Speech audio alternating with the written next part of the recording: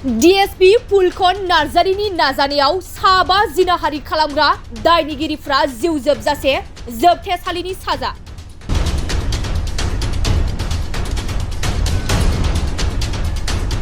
अरां मासबादाव गिख्रंथाव हानजायारि जिनाहारि खालामनाय जाथाय।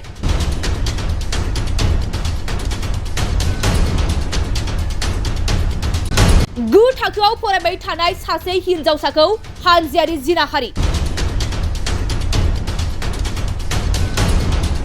अदालगुरिनि NS देउरिया आदालतनि गेजेरजों दायनिगिरिफोरखौ जिउ जोबजासे जोबथेसालिनि साजा फोसावो।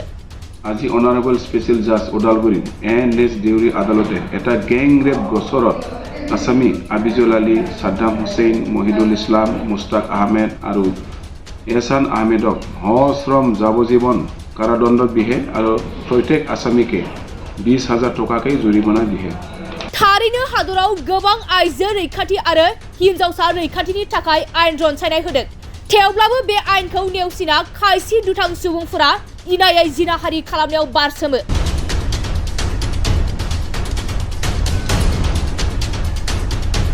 थिग बेबादिनो थांनाय 2024 मायथाइनि 22 जुन दाननि मोनाबिलियाव 9 थाखोआव फरायनाय सासे हिनजावसाया टिउसननिफ्राय न' फारसे फैनाय समाव साबा दुथांफोरा लामा ससेयावनो हानजायारि जिनाहारि खालामनाय जाथाया ओनसोल नाङैनो सोमोनांहोदोंमोन।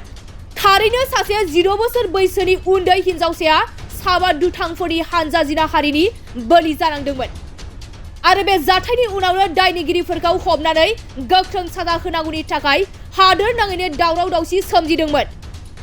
मख'नो गोनांदि DSP फुलखन नार्जारिनि थाद'नाय गैयै नाजानायजों बे समाव हानजायारि जिनाहारि खालामग्रा साबा दायनिगिरिफोरखौ अदालगुरिनि NS देउरिया आदालतनि गेजेरजों जिउ जोबजासे जोबथेसालिनि साजा फोसावो। लोगोसे साबा दायनिगिरिफोरखौ जिउ जोबजासे जोबथेसालिनि साजाजों लोगोसे 20,000 रांनि जुरिमानाबो फोसावो आरो बे साजा मोननांनाय जिनाहारि खालामग्रा दायनिगिरिफोरनि मुङानो जादों मुस्ताक आहमेद, महिदुल इस्लाम, आफिजुल आली, सासाम हुसेन आरो एहसान आहमेद।